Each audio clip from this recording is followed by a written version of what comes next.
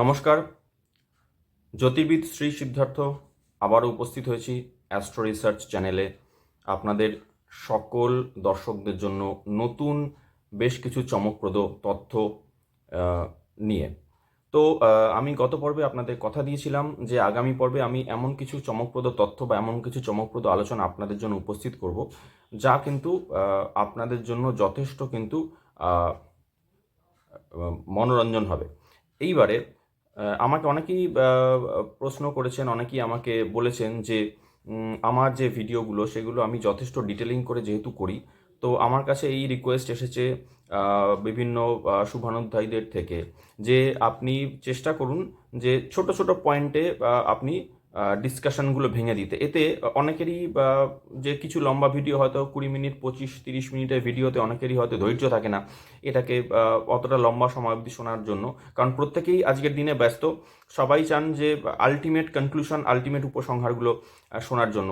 তাই এদের সকলের, তাদের প্রত্যেকের কথা মাথায় রেখে আমি আজকে যে পর্ব, যে ভিডিওটি আমি করছি তার হেডলাইন বা তার মুখ্য উপজীব্য হচ্ছে যে এক নজরে গোটা বিশ্ব, ভারতবর্ষ এবং পশ্চিমবঙ্গ। আমি আপনাদের পরপর ধারাবাহিকভাবে বেশ কিছু পয়েন্টে গোটা বিশ্বের বেশ কিছু সাম্প্রতিক ভবিষ্যতের ঘটনা, ভারতবর্ষের আপনার মহারাষ্ট্র এবং ঝাড়খণ্ডের নির্বাচন সহ ভারতবর্ষে আরও বিভিন্ন ঘটনা এবং পশ্চিমবঙ্গের ঘটনা, ইন্টারন্যাশনাল এবং আন্তর্জাতিক কিছু ঘটনাগুলো আমি পরপর পয়েন্ট ওয়াইজ কিন্তু আমি মেনশন করব। আমি তাই এটাকে আমি এক নজরে গোটা বিশ্ব, ভারতবর্ষ, পশ্চিমবঙ্গ আমি কিন্তু হিসেবে আমি এই ভিডিও শুরু করছি। আপনাদের আর শুনতে অবশ্যই ভালো লাগবে। প্রত্যেককেই অনুরোধ রইল যে শুরু থেকে শেষ অবধি শুনুন। প্রত্যেকটি পয়েন্ট আমি অনেক বিচার বিশ্লেষণ করে তৈরি করেছি আপনাদের জন্য, সেই পয়েন্টগুলো আমি রেখেছি। আপনারা অবশ্যই শুনুন শুরু থেকে শেষ পর্যন্ত, এবং সবার কাছে আমার অনুরোধ চ্যানেলটিকে আপনারা অবশ্যই সাবস্ক্রাইব করবেন, লাইক কমেন্ট শেয়ার করে কিন্তু পাশে থাকবেন। তো চলুন শুরু করা যাক আজকের নতুন পর্ব, এক নজরে গোটা বিশ্ব, ভারতবর্ষ এবং পশ্চিমবঙ্গ। প্রথম পয়েন্ট আমি শুরু করছি অবশ্যই আন্তর্জাতিক সম্পর্ক নিয়ে। আমি শুরু করছি আমার বিশ্বের প্রথম সারির দেশ আমেরিকা সম্পর্কে। অনেকেরই প্রশ্ন ছিল যে আমেরিকার নির্বাচন পরবর্তী যে বিষয়গুলি বা ডোনাল্ড ট্রাম্প, আমি এই নিয়ে প্রেডিকশন আগে আমি অন্য পর্বে আমি ছেড়ে দিয়েছিলাম প্রেডিকশন আমেরিকার নির্বাচন নিয়ে। সেই নিয়ে আমার পুরোনো পর্ব যারা দেখেননি দেখে নেবেন। তো আমি শুরু করছি আমেরিকা নিয়ে। তো আমেরিকাতে এটা আমার প্রথম পয়েন্ট, তা হলো আমেরিকা, ইউএসএ। 15ই নভেম্বর অনওয়ার্ডস আপনারা অনেকেই জানেন যে শনি মার্গী হয়েছে এবং ট্রাম্প জয়লাভ করে গিয়েছেন ইতিমধ্যেই। ট্রাম্পের শপথ নেওয়ার কথা আগামী বছরের জানুয়ারি মাসের 20 তারিখ অনওয়ার্ডস। তো এবারে কিন্তু সমস্যা যেটা দাঁড়াবে যে ট্রাম্পের শপথ নেওয়ার আগেই আমি যা পাচ্ছি যে আমেরিকাতে অরাজকতা ছড়ানোর আশঙ্কা। আমি যা পাচ্ছি যে জানুয়ারি মাস, আগামী জানুয়ারি 2025 মাস ট্রাম্প এবং আমেরিকা জন্য ভালো নয়। আর্থিকভাবে রিসেশন, অর্থনীতি ধস তো চলছে এবং সেটা চলতেই থাকবে এবং চলবে আপনার জানুয়ারি থেকে এপ্রিল মাস পর্যন্ত। এরপরে মার্চ 2029-এর পর থেকে তো প্রাকৃতিক ধ্বংসলীলা শুরু হচ্ছে, যা আমি আমার আগের পর্বে অলরেডি আপনাদেরকে তুলে ধরেছি। কিন্তু এইখানে এই যে জানুয়ারি থেকে এপ্রিল মাস পর্যন্ত যে আমি আমেরিকার যে অর্থনৈতিক শুধু নয় অরাজকতা ছড়ানোর যে আশঙ্কার কথা বলছি, এর পেছনে কিন্তু সম্পূর্ণভাবে আমেরিকার প্রাক্তন প্রেসিডেন্ট জো বাইডেনের কিন্তু হাত থাকবে, তাই কিন্তু চার্টের বিশ্লেষণ বলছে। এবং বাইডেন চাইছেন যে এই সময় একটা বিশ্বযুদ্ধ বাঁধিয়ে দিতে, এবং যেটা ওনারা যেটা চাইছেন যে আমেরিকাতে ডোনাল্ড ট্রাম্প শপথ নেওয়ার আগেই কিন্তু যুদ্ধ লেগে যাক। বাইডেন প্রশাসন কোনোভাবেই ট্রাম্পকে ওথ সেরেমনি বা শপথ সেরেমনিতে কিন্তু যেতে দিতে চাইছেন না। এবং আপনাদের এটুকু জানিয়ে রাখি যে ট্রাম্প শপথ সেরেমনিতে যাওয়ার আগে ওনার উপর কিন্তু একটি হত্যার ষড়যন্ত্র হওয়ারও আমি আশঙ্কা কিন্তু পাচ্ছি, সেই প্রচেষ্টা কিন্তু করা হবে। নাম্বার 2, জানুয়ারি থেকে এপ্রিল মাস পর্যন্ত আমেরিকাতে ভয়াবহ মন্দা আসতে চলেছে। আমি আগেই মেনশন করেছিলাম, আবার আপনাদের সামনে এই প্রসঙ্গটা তুলে ধরলাম। এবং এই যে মন্দা আসতে চলেছে, এই মন্দার প্রভাব কিন্তু ভারতে খুব ভালোভাবেই পড়বে। ট্রাম্প যদি না আসতেন তাহলে কিন্তু ভারতের ইকোনমি একেবারেই স্টপ ওভার হয়ে যাওয়ার আশঙ্কা ছিল। সেটা হয়তো হবে না, কিন্তু এই প্রেডিকশন বলছে যে সারা পৃথিবীতে যুদ্ধ লাগুক, অর্থনৈতিক ধস নামুক, যা কিছুই হোক না কেন ভারতের অর্থনীতি কিন্তু তার সঠিক দিশা ধরেই কিন্তু চলবে। কিছু ইম্প্যাক্ট নিশ্চয়ই পড়বে, কিন্তু তা কখনোই ভারতের অর্থনীতি কিন্তু স্তব্ধ করে দেবে না। এবারে এটা আপনাদের আমি যা বলে দিচ্ছি যে আবারও বলছি যে আমার এইখানে যা সংকেত বা আশঙ্কা বলছে যে ওথ নেওয়ার আগেই বা শপথ নেওয়ার আগেই কিন্তু গোটা আমেরিকা জুড়ে কিন্তু উপদ্রবের আমি আশঙ্কা পাচ্ছি, এবং জানুয়ারি টু এপ্রিল 2025 পর্যন্ত উপদ্রবের আশঙ্কা প্রবল, এবং এর ফলে কিন্তু আমেরিকাতে ইকোনমি ডাউনফল বা মন্দা কিন্তু চলতেই থাকবে। এপ্রিল 2025-এর পর থেকে তো আমি বলে দিয়েছি গোটা দুনিয়া জুড়ে কিন্তু তাণ্ডব চলবে, কিন্তু তার আগে জানুয়ারি টু এপ্রিল মাস আমেরিকার পক্ষে কিন্তু যথেষ্ট ক্রিটিক্যাল সময়। এবং ইন্ডিয়াতে আমি বললাম যে এই ইম্প্যাক্টে ইন্ডিয়াতে ডাউনফল পড়বে, কিন্তু সেই ডাউনফলগুলো বেশ কিছু স্পেসিফিক সেক্টরে পড়বে। আমার হিসাব বলছে যে সফটওয়্যার, যা আমাদের সফটওয়্যার পরিষেবাতে পড়বে, জব রিসেশন সেক্টরে পড়বে, শেয়ার মার্কেট ক্র্যাশ সেই বিষয়টি কিন্তু থাকবে। এছাড়াও কিন্তু ইমিগ্র্যান্ট বা অভিবাসী স্থানান্তর, immigration movement from America to other country, সেটাও কিন্তু চলতে থাকবে।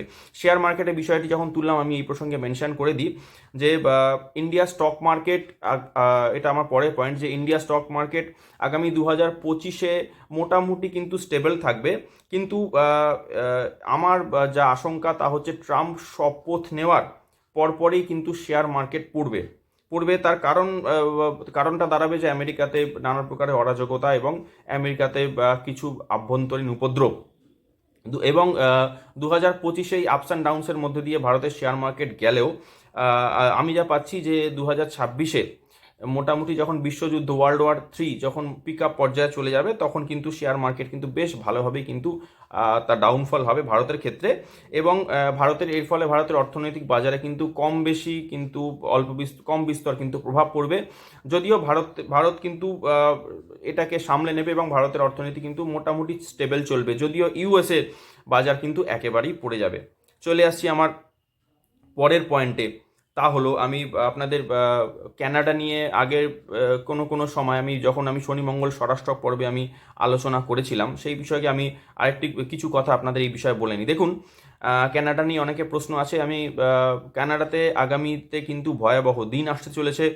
বৈশ্বিক তীব্র অর্থনৈতিক মন্দা ছাড়াও খলিস্তানি আন্দোলন যা ক্যানাডাতে চলছে সেটা কিন্তু আরও বাড়বে, তার ঝাঁজ কিন্তু আরও বাড়বে, এবং আমার বিশ্লেষণ বলছে যে আগামী দিনে কিন্তু ক্যানাডাতে একটি আলাদা খলিস্তান তৈরি হওয়ার আমি সম্ভাবনা পেয়েছি, এবং আগামী প্রেসিডেন্সিয়াল নির্বাচন ক্যানাডাতে কিন্তু এর উপর তীব্র প্রভাব পড়বে, এবং আমার হিসেব মতো জাস্টিন ট্রুডো কিন্তু আর পরের বার কিন্তু উনি রাষ্ট্রপতি পদে আর জয়লাভ করবেন না। আপনারা খেয়াল করবেন যে ক্যানাডাতে ইম্প্যাক্ট, যা আমি বললাম যে ক্যানাডাতে নানা প্রকারের যে সমস্যা শুরু হয়ে গেছে, দেখবেন ক্যানাডাতে কিন্তু অলরেডি মন্দিরে হামলা ইত্যাদি কিন্তু শুরু হয়ে গিয়েছে। পরের পয়েন্ট, ডোনাল্ড ট্রাম্পের বিষয়ে আরও একটি কথা আমি এই প্রসঙ্গে আমি মেনশন করে দিতে চাইব। এটা খুব ভাইটাল পয়েন্ট, যে আমার হিসাব বলছে, আমার বিশ্লেষণ বলছে যে ট্রাম্প সম্ভবত আমেরিকা সংযুক্ত রাষ্ট্রের সম্ভবত শেষ প্রেসিডেন্ট। কেন সেই কারণটাও বলে দিচ্ছি, এবং তাও উনি 5th ইয়ার টার্ম আমার হিসেবে কিন্তু কমপ্লিট করতে পারবেন না, কারণ আমেরিকাতে এই যখন গোটা বিশ্বে যখন ওয়ার্ল্ড ওয়ার লেগে যাচ্ছে, আমার হিসেব মতো ট্রাম্প খুব বেশি হলে 2 থেকে 3 বছর উনি আমেরিকা যুক্তরাষ্ট্রে কিন্তু প্রেসিডেন্ট থাকবেন। যুদ্ধের পরে, এই বিশ্বযুদ্ধের পরে কিন্তু আমেরিকা টুকরো টুকরো হয়ে যাবে। টুকরো টুকরো যেভাবে হবে, আমি যা চার্টে পেয়েছি তা হলো আমেরিকার অর্ধেক অংশ ইনট্যাক্ট থাকবে, আর বাকি হাফ অংশ কিন্তু ছোট ছোট কিন্তু পৃথক পৃথক দেশে পরিণত হবে। চলে আসছি পরের পয়েন্ট, যা হলো ইউরোপ। গোটা ইউরোপ আগামী দিনে খুবই খারাপ সময়ের মধ্যে দিয়ে কিন্তু পাস করবে। আমেরিকা কানাডার কথা তো বলে দিলাম, ইউরোপও তাই আগামী দিনে খুবই খারাপ সময় আসছে। দেখুন, ব্যাপার হচ্ছে আমার প্রথম বিশ্বের যারা টপ লেভেলের দেশ, যেরকম আমার ইউরোপ, ইউএসএ, ক্যানাডা, অস্ট্রেলিয়া, এই যে দেশগুলো, এর আগে অতীতে সারা বিশ্বজুড়ে অনেক দাপাদাপি করেছে, অনেক এদের দাদাগিরি এরা দেখিয়েছে। তো এদের সময় কিন্তু প্রবলভাবেই খারাপ আসছে। আমার হিসাব বলছে অর্থনৈতিক মন্দা ইউরোপে কিন্তু ভালোভাবেই কিন্তু ইম্প্যাক্ট ফেলবে, বিশ্বযুদ্ধের আগেই পড়বে, বিশ্বযুদ্ধের পর তো কোনো প্রশ্নই নেই। এবং ইউরোপে আমি যা পেয়েছি, আমার চার্ট যা বিশ্লেষণ বলছে, আগামী 10 বছরে কিন্তু ইউরোপের ডেমোগ্রাফি এবং ইউরোপের পপুলেশনের উপর কিন্তু বিপুলভাবে কিন্তু পরিবর্তন আসতে চলেছে। আমার হিসাব বলছে 2033-34 সাল নাগাদ ইউরোপ অর্থনৈতিকভাবে একেবারে শেষ হয়ে যাবে, এবং গোটা ইউরোপে কিন্তু ইসলাম প্রতিষ্ঠিত হবে। চলে আসি আমার পরের পয়েন্টে। চায়না নিয়ে আমি কিছু কথা বলতে চাইবো। চায়না চেষ্টা করবে, আমি যা পাচ্ছি 2025-এর আপনার এপ্রিল নাগাদ আমি যা পাচ্ছি, চায়না তাইওয়ানের সাথে কিন্তু একটা যুদ্ধ লাগানোর সম্ভাবনা। এবং এই চায়না ভারতবর্ষের দিকেও যদি হয়, এই পূর্ববর্তী সময়ে এরা অরুণাচল প্রদেশের দিক থেকে ভারতকে আক্রমণ করেছে। আমি যা পাচ্ছি যে চায়না হিমাচল এবং উত্তরাখণ্ডের দিক থেকে এবারে কিন্তু ভারতকে আক্রমণ করবে, এবং চায়না এক্ষেত্রে চেষ্টা করবে যে পাকিস্তানকে আগে এগিয়ে দিয়ে ভারতের সাথে লড়াইয়ে জড়িয়ে দেওয়া। এটা কিন্তু এখানে আমার শো করছে। আর আপনাদের এই প্রসঙ্গে এটাও জানিয়ে দিই, যে আগামী দিনে স্টক মার্কেট নিয়ে যখন আমি বললাম, আগামী দিনে ডলারের ভ্যালু নিয়ে অনেকের অনেক প্রশ্ন আছে, যে ডলারের ভ্যালু তো ডে বাই ডে পড়েই চলেছে। আপনাদের আমি জানিয়ে দিই যে ডলারের ভ্যালু এরপরে কিন্তু বিপরীত হবে, অর্থাৎ টাকার ভ্যালু বাড়বে, ডলারের ভ্যালু কিন্তু নিচে নামতে থাকবে। আমার হিসাব বলছে আগামী 9 থেকে 10 বছরের মধ্যে, শুনলে আশ্চর্য হবেন, ডলারের ভ্যালু কিন্তু 35 থেকে 40 টাকায় নেমে আসবে। অর্থাৎ $1 ইকুইভ্যালেন্ট টু ভারতীয় টাকায় 35 থেকে 40 টাকা, যেটি এখন আছে 84 থেকে 85 টাকা রয়েছে ডলারের ভ্যালু ভারতীয় টাকার মূল্যে। চলে আসছি আমার অন্যান্য পরের পয়েন্টে। এবারে আমি আমার ভারতবর্ষ সেগমেন্টে আমি ঢুকে পড়ছি। ইন্টারন্যাশনাল সেগমেন্ট মোটামুটি শেষ করেছি, আমি ভারতবর্ষ সেগমেন্টে আসছি। প্রথমেই আমি জানিয়ে দিতে চাইবো যে আপনারা জানতে চাইছেন যে ভারতবর্ষের ইলেকশন, যা মহারাষ্ট্র এবং ঝাড়খণ্ডে অনেকেই আমাকে প্রশ্ন করেছেন। আমি মহারাষ্ট্র এবং ঝাড়খণ্ড ইলেকশন নিয়ে আলাদা ভিডিও আমি আনছি। তার আগে আমি ছোট করে 2-4 লাইনের মধ্যে মহারাষ্ট্র ঝাড়খণ্ড নিয়ে আমি কিন্তু বলে দিতে চাইছি। যা হলো, আগে ঝাড়খণ্ডের কথাটা বলি। ঝাড়খণ্ডে কংগ্রেস এবং জেএমএম জোটের যিনি প্রার্থী হেমন্ত সোরেন, উনি এবার পরাজিত হচ্ছেন, এবং অপরদিকে এনডিএ জোট থেকে বাবুরাম মারান্ডি, উনি কিন্তু ঝাড়খণ্ড ইলেকশনে কিন্তু জয়লাভ করছেন। ঝাড়খণ্ডে কিন্তু এনডিএ জোট বিজেপি কিন্তু এই ইলেকশনে আগামীকাল কিন্তু জয়লাভ করে সরকার গড়ছেন। চলে আসি মহারাষ্ট্রে আমি যা পেয়েছি, একনাথ শিন্ডে এবং বিজেপি মিলে কমপ্লিট মেজরিটি হয়ে যাওয়া উচিত, এবং এনআরআই কিন্তু এনডিএ ওখানে মহারাষ্ট্রে কিন্তু সরকার গঠন করছে। ঠিক আছে, কিছু সিট হয়তো যদি 2-5টা সিট যদি কম বেশি হয়ও, সেটা কিন্তু অ্যাডজাস্টমেন্ট হয়ে যাবে। এবং একদম বাংলায় যদি বলা হয়, একদম মহারাষ্ট্রে কিন্তু কাঁটে কা টক্কর হবে, এবং এই কাঁটে কা টক্করে কিন্তু অবশ্যভাবে কিন্তু বিজেপি অর্থাৎ এনডিএ জোট কিন্তু মহারাষ্ট্র সরকার গড়ছে। গেল পরের পয়েন্টে আমি চলে আসছি, তা হলো পাঞ্জাবে আগামী দিন খুবই ভয়াবহ আসতে চলেছে। পাঞ্জাবে অরাজকতা চলছে, বিভিন্ন জায়গায় অনেক সমস্যা চলছে, কোনো জায়গায় ছোট ছোট দাঙ্গাও চলছে, এবং পাঞ্জাবে কিন্তু এই যে অরাজকতা পরিস্থিতি আগামী দিনে আরও ভয়াবহ আকার ধারণ করতে চলেছে। এই নিয়ে আমি আগামী দিনে ভিডিও আনছি। তার সাথে আমি জানিয়ে দিতে চাইছি পরের পয়েন্ট, মণিপুর নিয়ে আমাকে অনেকেই প্রশ্ন করেছেন। আমি ডিটেল এই নিয়ে পরে একটি ভিডিও মণিপুর নিয়ে আনবো। তো আমি এখানে ছোট করে বলে দিচ্ছি এক নজরে, যে মণিপুর যে জ্বলবে এই সংকেত আমি 1 মাস আগে আমার শনি মঙ্গল স্বরাষ্ট্র পর্বে বলে দিয়েছিলাম, যে 20শে অক্টোবর থেকে আমার মঙ্গল কর্কট রাশিতে প্রবেশ করছে। 26শে অক্টোবর অনওয়ার্ডস মঙ্গল শনি নক্ষত্রে প্রবেশ করে যাওয়ার পরে, এই শনি মঙ্গল স্বরাষ্ট্রক হয়ে যাওয়ার পর কিন্তু ভারতের উত্তর পূর্বাঞ্চল এবং পশ্চিমবঙ্গের বিভিন্ন জায়গায় কিন্তু বিক্ষিপ্তভাবে দাঙ্গা, রক্তপাত এবং হানাহানি নতুন করে শুরু হবে। এবং আপনারা দেখুন, সেটা কিন্তু মণিপুরে স্টার্ট হয়ে গিয়েছে, এবং 15 নভেম্বর অনওয়ার্ডস শনি যখনই ডিরেক্ট বা মার্গী হলো, মঙ্গল শনি স্বরাষ্ট্রকে শনির পাওয়ার আরও বাড়লো, এবং পশ্চিমবঙ্গে কিন্তু আগুন জ্বলে উঠলো মুর্শিদাবাদে। তো মণিপুর, পশ্চিমবঙ্গ, এই সব জায়গায় যা সমস্যা শুরু হয়েছে, এই এখন মণিপুরের জায়গাও যেমনি কম বেশি চলতে থাকবে, পশ্চিমবঙ্গের সমস্যাকেও কিন্তু যতক্ষণ পর্যন্ত সরকার পক্ষের হস্তক্ষেপ না পড়ছে, এই সমস্যা কিন্তু পুরোপুরিভাবে মিটবে না, ধিকি করে আগুন কিন্তু জ্বলতে থাকবে। এবং আমার কাছে যা আপডেট হয়েছে, মণিপুরের ক্ষেত্রে কিন্তু সংকেত আমি যা পেয়েছি, তাতে কিন্তু মণিপুরকে ভারত থেকে পৃথক করে একটি আলাদা দেশ বানানোর কিন্তু ষড়যন্ত্র চলছে, এবং এর পেছনে সিআইএ রয়েছে, আইএসআই রয়েছে, এমএসএস রয়েছে, এদের কিন্তু হাত কিন্তু রয়েছে। আমি এবার চলে আসছি আরও কিছু বিভিন্ন প্রসঙ্গে, পরের পয়েন্ট বলছি। অনেকে আমার কাছে প্রশ্ন করেন, লাভ জিহাদ নিয়ে প্রশ্ন করেছেন ইত্যাদি, আরও আমি সেই পয়েন্টগুলো একটা করে তুলে ধরছি। আমার হিসাব বলছে ভারতবর্ষ থেকে লাভ জিহাদ 2029-এর পর অলমোস্ট কেন পুরোপুরি ফিনিশ হয়ে যাবে। এই লাভ জিহাদ বলে বস্তুটাই ভারতবর্ষে থাকবে না। সেই সময় ভারতবর্ষের প্রধানমন্ত্রী থাকছেন যোগী আদিত্যনাথ, এবং তাই নিয়ে আমার ভিডিও অলরেডি করা হয়ে গিয়েছে। আগামী দিনে ভারতবর্ষ, পরের পয়েন্ট, আগামী দিনে ভারতবর্ষ অবশ্যই ইসলাম মুক্ত হবে, এই নিয়ে কোনো দ্বিমত নেই। তো তবে এটুকু আপনাদের জানিয়ে দিতে চাইছি যে আগামী 2025 জুন এর মধ্যে দিল্লিতে যারা রয়েছেন তারা যথেষ্ট সতর্কভাবে থাকুন। যারা দিল্লিতে কোনো কাজকর্মে আছেন বা প্রবাসী যারা আছেন, যারা দিল্লিতে টেম্পোরারি আছেন, তারা 2025 জুন অনওয়ার্ডস যদি দিল্লি থেকে শিফট করে অন্য কোনো জায়গায় চলে যান তাহলে ভালো হয়। কারণ আমি যা পাচ্ছি দিল্লিতে কিন্তু নানা প্রকারের উপদ্রব আমি পাচ্ছি এবং দিল্লি শহরে বেশ কিছু কিন্তু ক্ষতি আমি পাচ্ছি। ঠিক আছে, যুদ্ধের ব্যাপার তো আছে, কিন্তু এছাড়াও দিল্লি শহরে কিন্তু ইন্টারনাল আরও অনেক ইস্যু আমি পাচ্ছি, তাই দিল্লিতে কিন্তু বেশ কিছু লেভেলে ক্ষতি হবে এবং মানুষ কিন্তু মারাও যাবেন। কলকাতার জন্য যদি বলা যায় যে আগামী দিন কিন্তু কলকাতার জন্য নিরাপদ বা সেফ আসছে না। চলে আসছি পরের পয়েন্টে। ভারতবর্ষের ক্ষেত্রে 2032 রাহুর মহাদশা শুরু হওয়ার পর এই প্রচেষ্টা হবে যে শিক্ষা এবং স্বাস্থ্যকে পুরোপুরি সেন্ট্রালাইজড করার, এবং এতে সুবিধা কি হবে যে এই সমস্ত খাতে মানুষের পরিষেবা অনেক ভালো হবে এবং অথচ এখন যে পরিমাণে অর্থ এখানে দিতে হচ্ছে বা অর্থর বিনিময়ে আমাদের পরিষেবা পেতে হয় সবাই জানেন, তো সেই অর্থ দেওয়ার বিষয়টিও কিন্তু অনেক কম হবে, অর্থাৎ অর্থ বর্তমানের তুলনায় কিন্তু অনেক কম খরচ হবে। পরের পয়েন্ট, 2035 থেকে 2050 মোটামুটিভাবে এই সময়কালের মধ্যে রাহুর মহাদশা রান করছে ভারতবর্ষের ক্ষেত্রে, এবং ভারতবর্ষের আর্থিক দিক থেকে অনেক অনেক প্রগতি হবে। আমি বিশেষ করে পাচ্ছি যে ব্যবসায়িক ক্ষেত্রগুলো এবং স্পেস বা মহাকাশ ক্ষেত্র এই সময় কিন্তু প্রভূতভাবে উন্নতি করবে এবং আজকের যে জীবনযাত্রা এখন বর্তমানে ভারতবর্ষের যে লাইফস্টাইল, সেই লাইফস্টাইলের সাথে তখনকার জীবনযাত্রা মানে 2034-35 অনওয়ার্ড সেই লাইফস্টাইলের মধ্যে আকাশ পাতাল তফাৎ হবে। আবারও চলে আসি আমি দুই একটি ইন্টারন্যাশনাল প্রসঙ্গে, পাকিস্তান এবং বাংলাদেশ নিয়ে দুই একটি কথা বলে নিই। পাকিস্তানের কথা আমি বলি। পাকিস্তান মোটামুটি শেষের পথে এবং পাকিস্তানের শেষের পথে যাত্রা কিন্তু শুরু হয়ে গিয়েছে। আপনাদের জানিয়ে রাখি, পাকিস্তান আগামী দিনে 3 থেকে 4 টুকরো হতে চলেছে পোস্ট ওয়ার্ল্ড ওয়ার, এবং আপনাদের জানিয়ে দিই চায়নাও কিন্তু আমার বিচারে বলছে চায়নাও 9টি টুকরোয় ভাঙবে। চলে আসছি বাংলাদেশ প্রসঙ্গে।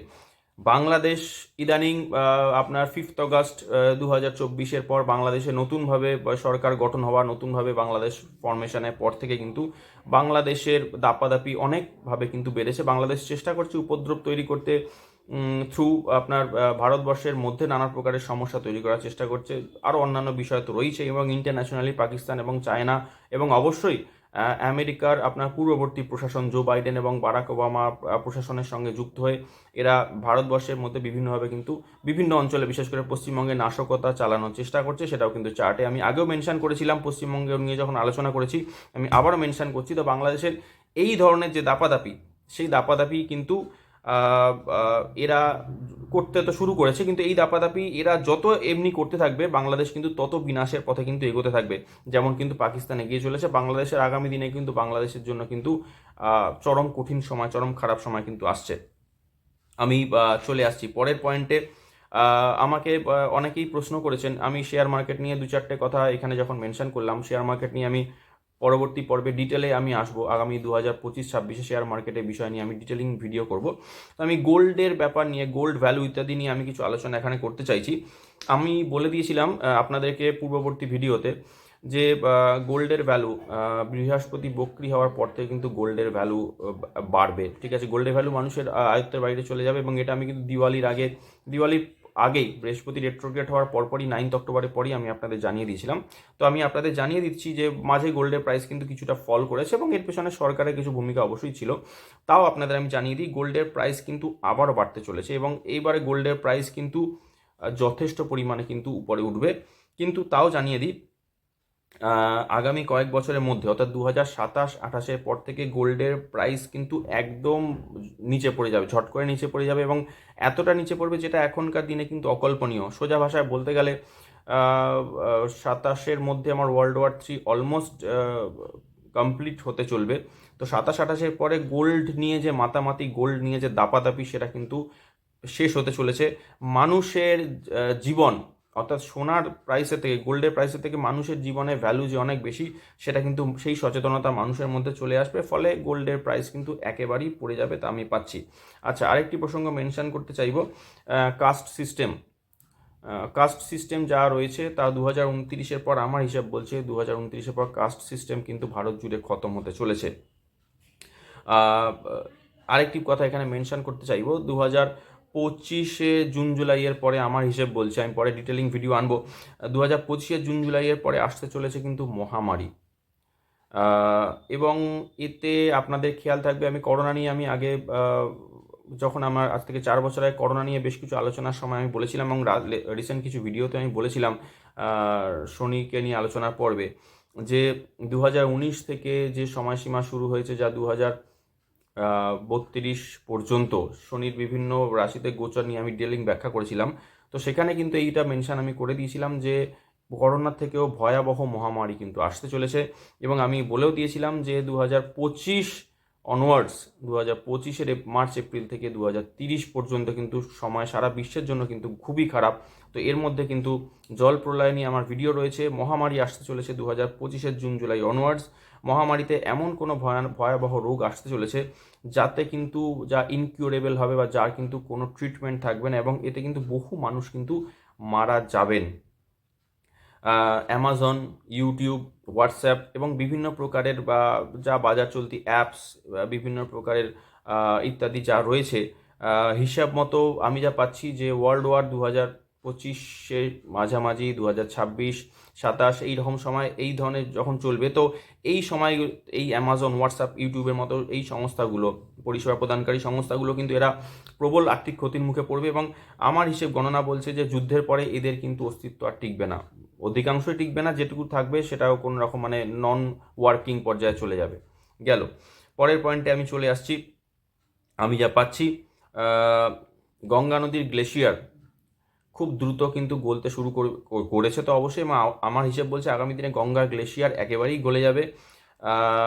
নদীর স্রোত আচমকা এসে মোটামুটিভাবে অলমোস্ট অনেক কিছুই ডুবিয়ে দেবে, যা রিকভারি হবে সেটা রয়ে যাবে, এবং গঙ্গার যে স্রোত যেটা আমরা এখন পাই, সেই স্রোত কিন্তু একেবারেই শেষ হয়ে যাবে। গঙ্গা শুধু নয়, গঙ্গার সাথে যমুনা এবং এদের শাখা নদী উপনদী যা আছে সব কিন্তু শুকিয়ে যাবে। চলে আসছি আমার পরের পয়েন্টে। আমি আপনাদের বলেছিলাম আগে, আমি আরেকবার আপনাদের মেনশন করতে চাইছি, part of Madhya Pradesh, part of Rajasthan এবং পার্ট অফ উত্তরপ্রদেশ নিয়ে কিন্তু বুন্দেলখণ্ড বলে একটু রাজ্য কিন্তু আগামী দিনে তৈরি হতে চলেছে। আপনাদের এইটুকুও জানিয়ে রাখি, আমাকে অনেকে প্রশ্ন করেছিল যে কাশ্মীর, অশান্ত কাশ্মীর, কাশ্মীর 370 বা উচ্ছেদ নিয়ে অনেকে প্রশ্ন করেছিলেন যে কাশ্মীর সংলগ্ন যে উত্তরাখণ্ড এবং হিমাচল প্রদেশ, এই সমস্ত জায়গাতেও কি কাশ্মীরের মতো পরিস্থিতি হতে পারে? তাদের প্রশ্নের উত্তরে আমি জানিয়ে দিই, না, কখনোই উত্তরাখণ্ড বা হিমাচল প্রদেশ নেক্সট কাশ্মীর কোনো দিনই হবে না, এই বিষয়ে আপনারা নিশ্চিত থাকতে পারেন। দেশের যে মিলিটারি এয়ারবেস যেগুলো রয়েছে, আগামী দিনে ওয়ার্ল্ড ওয়ার আসছে, আপনাদের আমি জানিয়ে দিচ্ছি, ভারত বিশ্বযুদ্ধে অংশ নিচ্ছে 2026 সেপ্টেম্বর অনওয়ার্ডস, কিন্তু সে অংশ না নিলেও, অংশ নেওয়ার আগেও কিন্তু সারা বিশ্ব জুড়ে যখন আপনার ইউক্রেন, রাশিয়া যেরকম জড়িয়েছে, তেমনি হবে ইউএস এবং চায়না যখন নেমে পড়বে, তখন এই যুদ্ধ কিন্তু ভয়াবহ আকার নেবে আগামী বছরে 2025 জুন অনওয়ার্ডস, সেটা আপনারা একদম মিলিয়ে নেবেন। তো এবং এতে যেটা আমি পাচ্ছি, ভারতের মিলিটারি এয়ারবেসগুলোতে কিন্তু হামলা হবে, যথেষ্ট ক্ষতি হবে, এবং এই প্রসঙ্গে জানিয়ে দিই যে 2029 নাগাদ দেশের, আপনাদের আমি বলেছিলাম যে 2029-এর মধ্যে দেশের মধ্যে আপনার লাভ জিহাদ শেষ হয়ে যাবে। আপনার 2029-এর মধ্যে আমি এটাও মেনশন করলাম যে আজ ধীরে ধীরেভাবে ইসলাম কিন্তু ভারত থেকে আগামী দিনে সরে যাবে। আপনাকে এটুকু জানিয়ে দিই, 2029 নাগাদ হিন্দুরা দেশের পুরোপুরি কিন্তু একজোট হবেন। এই ভাগাভাগিটা কিন্তু বন্ধ হবে, এবং 2029-এ ঘটনা ঘটলেও তার প্রস্তুতি কিন্তু 2027 থেকেই আমি পাচ্ছি শুরু হয়ে যাবে। ওয়াকফ বোর্ড, আমাকে প্রশ্ন অনেকেই করেছিলেন, উত্তরটা আমি এখানে দিয়ে দিচ্ছি যে ওয়াকফ বোর্ডের ভবিষ্যৎ কী। ওয়াকফ বোর্ড কিন্তু খুব জলদি, খুব তাড়াতাড়ি কিন্তু শেষ হয়ে যাবে, সমস্ত রকম অ্যামেন্ডমেন্ট হয়ে যাচ্ছে, নতুন বিল আসছে, এবং এদের পাওয়ার সম্পূর্ণভাবে কিন্তু শেষ হয়ে যাবে, ফলে ওয়াকফ বোর্ড বলে কোনো প্রকারের সংস্থা আগামী দিনে থাকছে না। পরের পয়েন্ট, আপনাদের আমি একটু আগে মেনশন করলাম, আবার আমি মেনশন করতে চাইবো যে 2025 থেকে 27, 2025-এর মার্চ এপ্রিল থেকে আপনার 2027-এর জুন পর্যন্ত শনির মীন রাশিতে ভারতবর্ষ বিশ্বের বৈশ্বিক ন্যাটাল চার্টে আপনার দ্বাদশ রাশিতে গোচর থাকাকালীন ভারতবর্ষে অনেক কিছু ঘটবে, ভারতের উপর অনেক কিছু কিন্তু টালমাটাল পরিস্থিতি কিন্তু ভারতের আসবে, এবং যারা আপনাদের জানিয়ে দিই, যারা দেশের শত্রু, যারা দেশ বিরোধী, তারা কিন্তু অবশ্যই কিন্তু তারা দমে যাবে, বা তাদের দমন হবে, বা তারা কিন্তু ঠান্ডা হয়ে যাবে। আমার পরের পয়েন্ট, পরের পয়েন্ট যেটা আমি আপনাদের মেনশন করব, 2031 অনওয়ার্ডস, আমি আগেও বলেছিলাম আমার ভারত নিয়ে 2টি পর্বে আমি যখন আপনাদের ভিডিও তুলে দিই আমি সেখানে মেনশন করেছিলাম, এখানে আবারও ছোট করে মেনশন করছি, 2031 অনওয়ার্ডস ভারতবর্ষ কিন্তু সুপার পাওয়ার দেশ হিসেবে পরিগণিত হবে। আপনাদের আমি আরেকবার জানিয়ে দিতে চাইছি যে আগামী দিনে কিন্তু ভারতবর্ষ গোটা বিশ্বের অর্থনৈতিক ক্ষেত্রে শুধু নয়, গোটা বিশ্বকে পথ দেখানোর জন্য ভারতবর্ষই কিন্তু হবে মূল পথিকৃৎ। এবং আজকে সারা বিশ্ব জুড়ে যে অভিবাসন বা ইমিগ্রেশনের যে ঢেউ, বিশ্বের প্রথম সারির দেশগুলোতে আমেরিকা, আপনার অস্ট্রেলিয়া, কানাডা, গোটা ইউরোপ জুড়ে বা অন্যান্য আরও প্রথম সারির দেশে যে ঢেউ রয়েছে সেইগুলো কিন্তু সব বিপরীতগামী হয়ে কিন্তু ভারতের দিকে আসতে থাকবে। ভারতবর্ষ কিন্তু আগামী দিনের কিন্তু লিডার হিসেবে আপনারা জেনে নিন 2031 অনওয়ার্ডস। কিন্তু তার মধ্যে বহু জল গড়াবে, বহু কিছু কিন্তু ঘটতে চলেছে 2025 মার্চ এপ্রিল থেকে 2030। যাই হোক, আমার এবার পশ্চিমবঙ্গ নিয়ে আমি কিছু কথা আপনাদের অবশ্যই মেনশন করবো। আপনাদের আমার বলা ছিল যে পশ্চিমবঙ্গ নিয়ে আমি আলোচনা করব।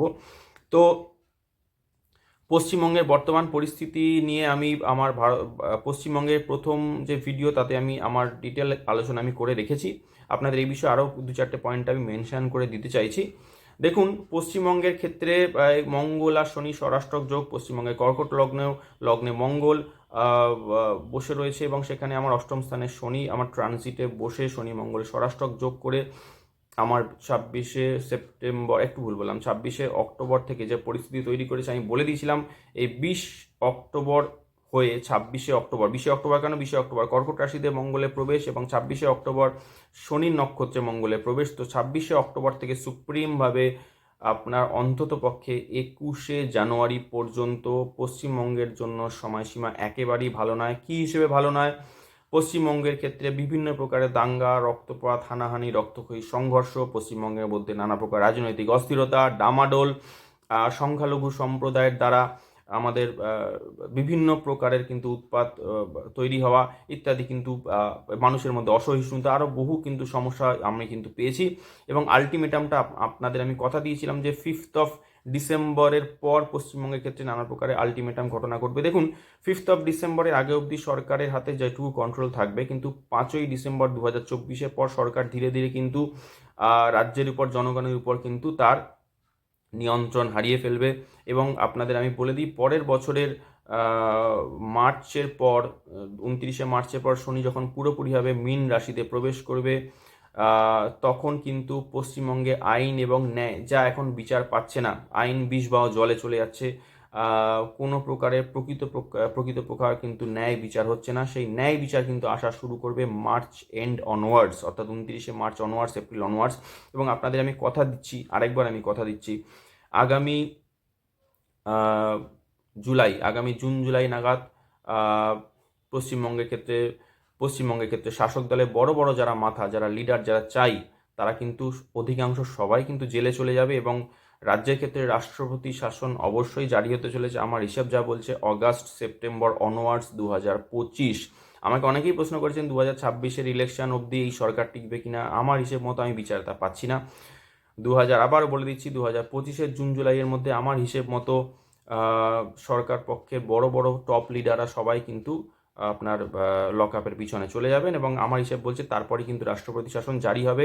কারণ রাজ্যের মধ্যে আইন শৃঙ্খলা ন্যায়নীতির যা প্রতিষ্ঠা তা এপ্রিল অনওয়ার্ডস কিন্তু আমি শুরু হবার আমি কিন্তু সম্ভাবনা পাচ্ছি এবং অগাস্ট সেপ্টেম্বর অনওয়ার্ডস আমি রাজ্যের রাষ্ট্রপতি শাসন শুরু হবে একদম কনফার্ম। এবার এটা হতে পারে আর 1 মাস আগে হয়তো হতে পারে, এটা গিয়ে দেখা যাবে হয়তো অগাস্ট সেপ্টেম্বর বলছি, আপনার জুলাই মাসেও হতে পারে, কিন্তু মোটামুটিভাবে সেপ্টেম্বর ক্রস করবে না। আপনারা মোটামুটি মার্চ অনওয়ার্ডস কিন্তু এই বিষয়ে সমস্ত গতি প্রকৃতি দেখতে পাবেন।